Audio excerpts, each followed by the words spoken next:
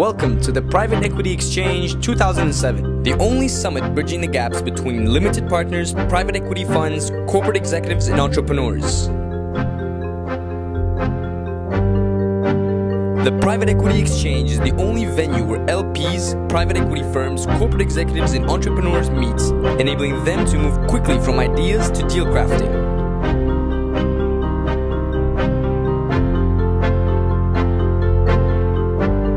The Private Equity Exchange, the largest private equity event in Europe for CEOs, funds, and LPs. LBO for management teams. Structuring the deal from the different deal structures available.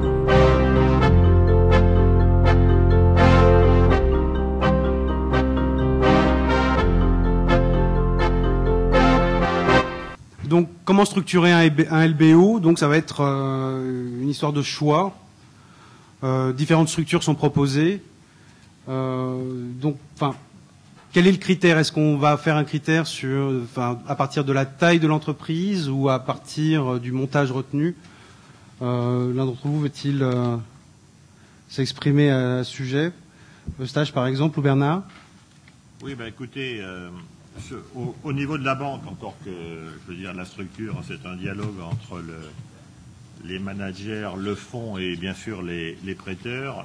Lorsqu'on m'a posé la question comment un deal est structuré, souvent c'est un MBO, un MBI, un OBO, un BIMBO, etc. J'ai dit finalement, après réflexion, que ce qui compte et avant tout, c'est la taille des deals, si vous voulez. Et je vais essayer d'expliquer pourquoi. Sachant qu'effectivement, pour nous, il s'agit d'opérations de leverage. Donc le leverage, c'est quoi? C'est un financement d'acquisition avec un effet de levier important. Et donc, ça peut effectivement recouvrir des opérations où les sponsors financiers sont majoritaires. Ça peut aussi recouvrir d'autres opérations de transmission familiale, managériale et du corporate d'acquisition leveragé. Alors, ce critère de la taille, si vous voulez, il s'explique en fait pour deux raisons. Premièrement, parce que quelque part, le risque d'une opération est quand même lié à la taille de l'entreprise. Et c'est un des critères, c'est pas le seul, bien entendu, c'est à prendre à la précaution, mais c'est quand même un critère facile, simple, qui d'ailleurs est retenu dans le cadre du rating. Mais surtout, si vous voulez, ça correspond à une notion de liquidité et donc à un placement qui va être totalement différent. Et je crois qu'on peut, si vous voulez, sérier les opérations en trois, voire en quatre types de deals. Je laisse de côté les petits deals, si vous voulez, les tout petits deals, c'est-à-dire les opérations inférieures à 10 millions d'euros pour lesquelles, là, c'est généralement une ou deux banques avec des garanties très particulières, donc ça rentre pas tout à fait dans notre débat. Mais il y a, à mon avis, trois types de séries. Vous avez de transactions. Vous avez les transactions qu'on pourrait appeler les small caps, c'est-à-dire des valeurs d'entreprise inférieures à 100 millions d'euros, c'est-à-dire des dettes seniors à peu près inférieures à 50 millions d'euros. Bon, ça, c'est le domaine privilégié des banques de relations qui connaissent parfaitement déjà l'entreprise, qui vont faire le prêt pour accompagner le client. Et je précise que dans le contexte actuel du marché, c'est un segment qui n'est absolument pas concerné par les difficultés qu'on connaît aujourd'hui. Vous avez ensuite, au-dessus, un autre secteur, un autre segment qui est le mid-cap, qu'on pourrait appeler le mid-cap deal, donc les transactions entre 100 et 1 milliard d'euros, donc des dettes qui font entre 50 et 500 millions d'euros. Ou alors là, on va élargir sensiblement le nombre des intervenants. Donc la liquidité commence déjà à devenir intéressante. Donc à côté de la banque de relations qui est toujours là, vous aurez des banques qui interviennent pour un investissement, pour placer. Donc ça peut être des banques de divers pays qui recherchent des encours. Et vous avez en dehors des banques déjà les fonds mezzanines qui commencent à intervenir, qui sont des intervenants particuliers, donc qui accompagnent la dette senior. Et enfin et surtout, et ça c'est depuis quelques années, même si le paysage est un peu bouleversé en ce moment, c'est toute la tranche institutionnelle, dont je rappelle qu'aux États-Unis, elle faisait déjà 70 à 80% du marché de la dette. Et en Europe, on était à presque rien. Il y a 4 ou 5 ans, on est monté à 60% sur les opérations de ce type. Sachant qu'on recule un petit peu en ce moment. Donc là, vous retrouvez toute une famille dont la principale est les fameux fonds CLO, donc qui sont des fonds d'arbitrage, si vous voulez. Mais vous avez à côté, qui d'ailleurs, et c'est le côté amusant, sont in fine eux-mêmes refinancés par des banques. Bon, enfin, ça c'est un autre sujet, on va pas le voir aujourd'hui. Et vous avez d'autres types d'intervenants, de type qu'on a appelé les prime funds ou les credit funds, qui également sont moins structurés que les CLO, mais qui ont recours au levier. Et alors sur la tranche la plus grande, donc les large deals avec des VE supérieurs à 1 milliard d'euros, dans des tranches supérieures en dette senior à 500 millions d'euros. Là, on est sur le domaine du côté, enfin du quasi-côté, donc il peut y avoir des opérations de high yield qui doivent être au minimum chacune de 100 à 150 millions d'euros donc dans une opération. Et donc là, on voit arriver des investisseurs très variés, notamment les fameux hedge funds, etc.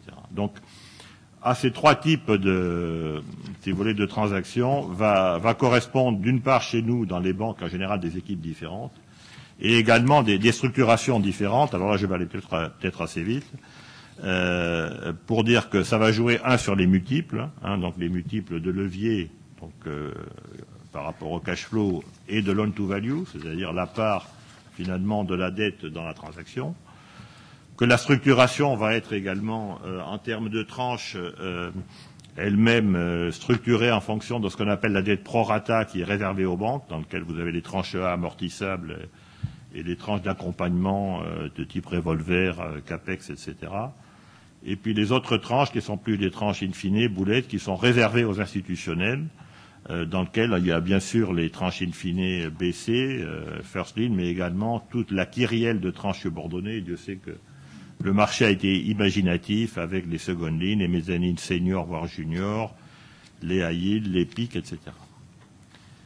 Donc ça, c'est au niveau, si vous voulez, des multiples et du type de financement.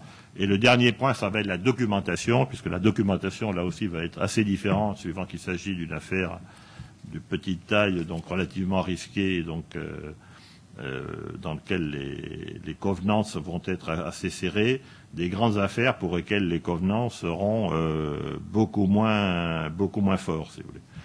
Et donc là, dans ce domaine, on va distinguer deux types de covenants, ce qu'on appelle des maintenance covenants, qui sont des covenants, essentiellement des covenants financiers qu'on va recalculer régulièrement et qui sont une contrainte pour l'entrepreneur, pour l'emprunteur, pour le fonds, puisque tous les 3 mois, tous les 6 mois, dans le cadre du contrat, certains ratios doivent être respectés. Et donc ça s'adresse essentiellement à la dette senior, aux deals petits et moyens, aux incurrence covenants, qui sont des covenants qui sont utilisés pour le high yield, d'où l'intérêt du high yield, mais qu'on voyait apparaître ces derniers temps, y compris dans la dette senior, et en particulier aux États-Unis, un petit peu en Europe, sur les très grandes transactions, dans lesquelles il n'y a plus de covenants financiers au sens classique. Par contre, il y a des interdictions de type interdiction de s'endetter au-delà d'un certain montant, ou de distribuer des dividendes, etc.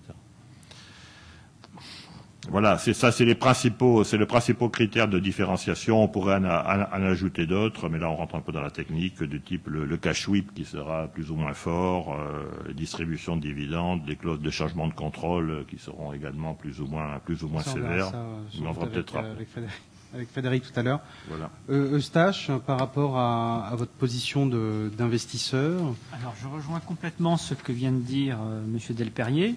Je rajouterai que d'autres déterminants de la structure qui va être mise sur le LBO existent, qui sont, par exemple, la croissance de la société, son profil de croissance, qui sont également la complexité de la transaction.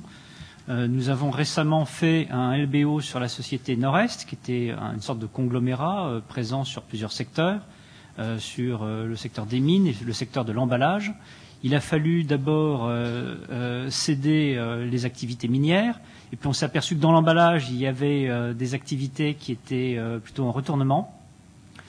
Ce qu'on s'est dit, c'est que la dette qu'on pouvait mettre sur cette société, c'était uniquement la dette existante, et que toute nouvelle dette d'acquisition, mais il faudrait finalement que ce soit de la mezzanine. Qu'est-ce que c'est de la mezzanine? C'est une dette qui est payée après la dette senior, dans l'ordre de remboursement, et par conséquent, c'est considéré par les banquiers seniors comme de l'equity en fait. Et donc, les banquiers seniors sont tout à fait à l'aise pour prêter de l'argent à une société qui a un peu plus de mezzanine. Donc, ce qu'on a fait, c'est qu'on n'a pas mis de nouvelles dettes, on a mis simplement une dette mezzanine nouvelle. Et ça nous a permis de faire cette opération qui est assez complexe Et si on avait eu une société de la même taille, avec un profil de croissance identique, on aurait sans doute mis plus de dettes. Là, on a dû mettre un petit peu moins de dettes parce que l'opération était complexe. Je crois que, effectivement, de ce point de vue, il y a un autre critère, et on le voit bien dans ce que vous disiez à l'instant, qui va être en fait le profil de l'entreprise et son cycle, c'est-à-dire son cycle d'activité, de croissance, qui va être également un des éléments déterminants dans le choix de la structuration du LBO, et de savoir en fait dans quelle catégorie en fait on va le faire rentrer. De ce point de vue-là, je pense que en tout cas l'expérience qu'on peut en avoir va être que souvent c'est la nature et le profil de l'entreprise qui va également dicter le choix entre telle ou telle structure. C'est-à-dire qu'il est bien évident que si on est dans le contexte d'une grosse transmission familiale, par exemple, on n'adoptera pas la même structuration que si on est dans un remplacement total du management avec un actionnaire qui était soit un fonds, soit un industriel du secteur qui, lui, n'aura pas les mêmes objectifs. Donc, je dirais qu'il y a un élément qui, à côté de la structuration de la dette et du niveau d'endettement, va être l'orientation de l'activité et du profil de l'entreprise qui va être particulièrement important également dans le choix de telle ou telle structure. Je ne sais pas, peut-être effectivement dans l'un des exemples que vous citiez, je crois que exactement le profil de l'entreprise était un des points essentiels également. Oui, le profil de l'entreprise, le profil de ses dirigeants et l'historique de la société sont très importants et vont déterminer en fait une partie de la structure de la transaction. C'est quelque chose qu'il faut toujours avoir en tête. Sur Nord-Est, il s'agissait en fait d'une holding de droit suisse qui contrôlait la société. Nous avons souhaité que l'actionnaire de référence de la société reste à nos côtés et ne quitte pas complètement l'affaire. Ça nous donnait en fait une plus grande certitude sur l'implication de l'actionnaire sortant et sur le profil de la société qui nous était présenté.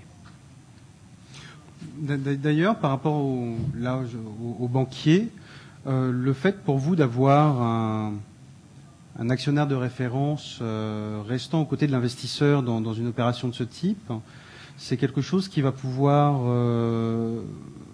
jouer sur votre vision de l'entreprise, sur le levier que vous allez pouvoir mettre derrière. Absolument, parce qu'effectivement, le fait d'avoir déjà, toutes choses égales par ailleurs, bien entendu, puisque ce qui compte avant tout, c'est la qualité de l'entreprise et son management, mais le fait d'avoir un sponsor financier majoritaire est pour nous un élément de confort, encore que dans les sponsors, évidemment, on a nous-mêmes notre propre appréciation en fonction de l'historique, de la qualité des fonds, puisque les fonds n'ont pas tous la même valeur, à notre avis, en tout cas le même historique. Également, il y a un critère très simple, le fait qu'un fonds soit en début ou en fin d'investissement, de période d'investissement, est un élément important, puisqu'évidemment, s'il est en début d'investissement, il aurait plutôt tendance à soutenir l'entreprise. Si c'est sa dernière opération dans le fond, par définition, il sera beaucoup moins, disons, présent. Enfin, présent, je veux dire, en cas de difficulté, encore pas toutes les choses égales par ailleurs. Donc, ce qu'on peut dire aussi, c'est qu'effectivement, les leviers sur les LBO primaires sont en général plus bas que sur les LBO secondaires, pour la simple et bonne raison que sur les LBO primaires, on a toujours une certaine incertitude sur la qualité de l'entreprise, notamment si c'est un spin-off, sur le dirigeant, dont souvent ça va être la première expérience, enfin de manière indépendante. Et donc c'est pour ça que les LBO secondaires généralement ont des multiples plus élevés, d'une part, et d'autre part, multiples plus élevés également en termes de, si vous voulez, de contrats de cession, par exemple, il y aura souvent beaucoup moins de gap, des certaines fêtes, etc. Donc parce que ça devient un peu plus commodity, si vous voulez, par rapport à une première opération qui est toujours un peu plus délicate. Frédéric, on évoquait tout à l'heure tout ce qui était documentation. Est-ce qu'un certain nombre de notions juridiques doivent être particulièrement retenues au sein de celle-ci ? Du point de vue, je pense qu'il faut distinguer bien sûr le contrat d'acquisition ou toute la documentation de l'acquisition et de l'intéressement du management d'un côté, et la documentation de financement de l'autre, où là en fait on a effectivement des différences entre guillemets, en particulier en fonction de la taille qu'on évoquait tout à l'heure. Je dirais que sur la documentation d'acquisition, qu'on soit sur un small cap deal ou un large cap, on aura pratiquement la même documentation, même si bien évidemment pour les large cap on aura une masse d'informations qui sera plus importante. Néanmoins, je dirais les clés en matière de documentation et de rédaction contractuelle vont être quasiment les mêmes, la taille de l'opération faisant les différences. En revanche, effectivement, comme on le soulignait tout à l'heure, sur la documentation de financement, là on va avoir des écarts de peu à très importants suivant la taille des deals et suivant la manière dont ils sont structurés. Et qu'effectivement, on parlait des covenants tout à l'heure, il est clair que sur les large cap, on a vu une pratique au cours des, je dirais, 5 à 7 dernières années avec des light covenants et une documentation bancaire relativement légère en termes d'engagement sur les grosses opérations, alors qu'effectivement, les opérations petites par leur taille entraînait effectivement du fait du risque, comme on le soulignait tout à l'heure, une documentation et un certain nombre d'obligations à la charge du holding et de la cible des plus draconiennes et drastiques dans la conduite du business et dans le reporting financier à établir. Ce qui d'ailleurs est un des points notamment pour les small et mid-cap deals, où la structuration de l'entreprise doit s'adapter effectivement à ces exigences bancaires. Alors qu'effectivement, pour les très grosses entreprises ou les gros LBO, je dirais la structuration financière, je dirais, pose beaucoup moins de difficultés. Bernard ou Eustache, vous voulez rajouter un point sur... On avait évoqué au cours des différentes réunions qu'on avait eues auparavant, en fait, par rapport à tout ce qui était opération complexe, un cas qu'on avait trouvé plutôt intéressant par rapport au marché actuel, qui était un retrait de cote. Donc l'idée a été d'essayer de donner un cas, d'expliquer comment s'était passé un cas pratique, dans la pratique, une opération. Donc, Nord-Est a été évoqué tout à l'heure. Je pense que c'est un... Nous, on a chez 21 Central Partners, on a une bonne expérience du retrait de cote, puisqu'on en a effectué 3. Il y a eu Mecaterm, Averis, et maintenant on est à notre 3e avec Nord-Est, qui est en cours en fait. Qu'est-ce qui est important quand on structure un retrait de cote ? Il faut d'abord partir du principe qu'on n'arrivera pas à faire le retrait dans toute la modélisation financière. Parce que le retrait est de plus en plus aléatoire. On voit des fonds qui se sont fait une spécialité dans le blocage de retrait. Ils prennent un ticket de 5%. En France, ça permet de bloquer le retrait de cote. Et il faut structurer l'opération comme si on n'avait pas la possibilité de faire le retrait. Alors ça pose deux types de problèmes, puisque si on n'a pas les 95% nécessaires au retrait, on n'a pas non plus l'intégration fiscale. Donc ça, c'est un premier sujet. Et le deuxième sujet réel, en dehors des coûts de cotation, qui sont toujours finalement assez élevés, c'est que il va y avoir pas mal de cash qui va sortir de la cible et qui va être distribué aux minoritaires. Et ça va finalement peser sur le LBO, ça va être une contrainte supplémentaire qui peut rendre plus compliqué le remboursement de la dette. Donc ça, c'est quelque chose qui est gênant. Alors, on peut faire un LBO sans retrait de cote, mais ça veut dire qu'il va falloir mettre moins de dettes, et c'est pour ça que je dis qu'il est important dans le modèle, au départ, de faire l'hypothèse qu'on n'arrivera pas à faire le retrait de cote. Donc ça veut dire qu'on mettra moins de dettes, et éventuellement, si on arrive à faire le retrait de cote, il sera toujours temps après de faire une recapitalisation dans un deuxième temps, ou d'avoir davantage recours à la dette pour ramasser les titres qui viendront dans l'OPR. Bernard, par rapport d'ailleurs, pour vous, comme banque de financement, un retrait de cote, vous l'abordez de quelle manière ? Écoutez, le retrait de cote ne nous pose pas de problème particulier. Simplement, c'est une structuration qui est un peu plus complexe, et donc le principal élément, si vous voulez, ça va être le calcul de l'effet de levier, qui n'est pas le même, évidemment, suivant qu'il y a ou pas intégration fiscale, suivant également les pourcentages, et donc généralement vous avez une structure qui est évolutive dans lequel on commence avec un certain niveau de dette senior et qui va évoluer bien entendu en termes de montant en fonction de l'acquisition des titres, mais également en termes de pourcentage avec un espèce de cliquet dans lequel au moment où l'intégration fiscale est franchie, il peut y avoir éventuellement un remboursement d'une part de la MES, voire de prêts d'actionnaires pour augmenter la dette senior, puisqu'il y a effectivement, compte tenu de l'effet fiscal, un levier qui s'améliore de manière mécanique. Mais sinon, ça ne nous pose pas de problème particulier, bien au contraire. Et selon l'arrivée ou non au seuil, c'est quelque chose qui va également impacter, ou enfin, vous le regardez de la même manière, enfin, quel que soit finalement le niveau de... Non, mais ce qu'il faut, c'est effectivement, c'est qu'il y ait un majoritaire. Voilà, à partir du moment où c'est majoritaire, c'est l'essentiel. Donc après, on regarde effectivement les ratios. Simplement, je vous dis, il y a ce seuil des 95% qui peut avoir, qui a mécaniquement un effet sur le levier. Frédéric Bailly. Les coûts, et puis je crois qu'il y a également, enfin sur le financement, il va également y avoir la notion des coûts du retrait ou les coûts du squeeze qui vont avoir une incidence sur le montant de la dette et qui effectivement est un point auquel on fait en général assez attention, au-delà bien évidemment de l'équilibre et du majoritaire, de la présence d'un majoritaire, puis de la montée en puissance. D'accord. Ça, je voulais, par rapport à tout ce qui était retrait de cote ou opérations complexes, aujourd'hui d'ailleurs, enfin pour vous, par rapport au marché tel qu'on le voit depuis cet été, aller sur des opérations plus complexes, avec une structuration un peu plus compliquée également, c'est quelque chose qui va devenir chose courante. Nous, en fait, on intervient sur le mid-cap. Et le marché du mid-cap est moins affecté par les événements de cet été, par la crise du subprime, que d'autres segments de marché. Ce qu'on peut constater, c'est peut-être de la part des banques un plus gros contrôle sur le cash, un contrôle plus serré sur le cash, avec des demandes dans les contrats bancaires de plus d'informations, des demandes une plus grande peut-être sévérité dans l'appréciation des cas de défaut.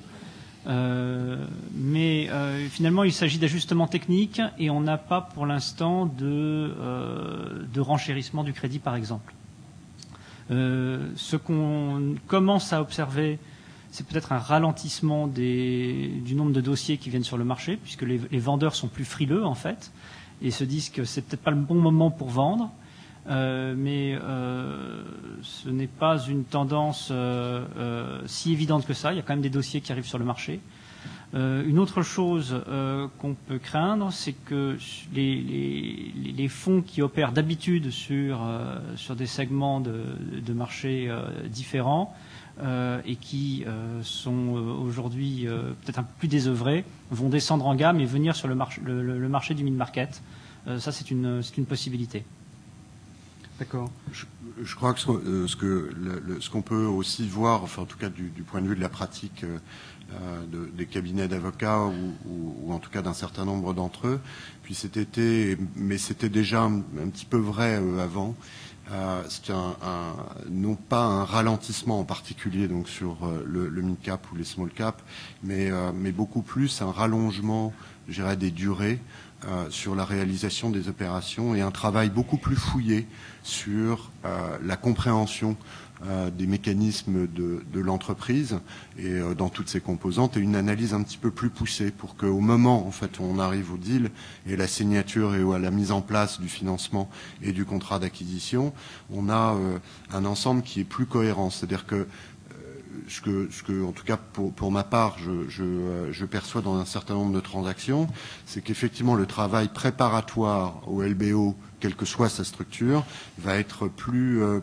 fin et plus affiné. En d'autres termes, par exemple, on voit moins d'open bid, on a plus de gré à gré, on va avoir plus de négociations préalables dans un marché comme celui qu'on connaît depuis cet été.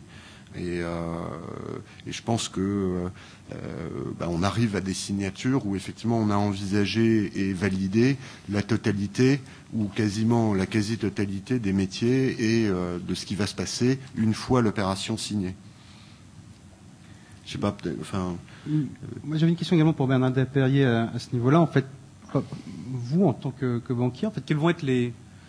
Enfin, y a-t-il des limites aujourd'hui que vous êtes créé par rapport à un certain type de montage, par rapport à des tailles d'opération? Enfin, comment est-ce que vous allez l'appréhender? Enfin, Écoutez, en termes de taille, si vous voulez, ce qui compte, c'est le marché. Donc, je veux dire, aujourd'hui, comme vous le savez, depuis le mois de juin, il n'y a plus de LBO de grande taille. Donc, en gros, tout ce qui est inférieur à 1 milliard d'euros n'arrive plus à se placer. Pourquoi? Parce que ça ne se plaçait que grâce aux tranches institutionnelles qui, pour l'instant, se sont totalement retirées.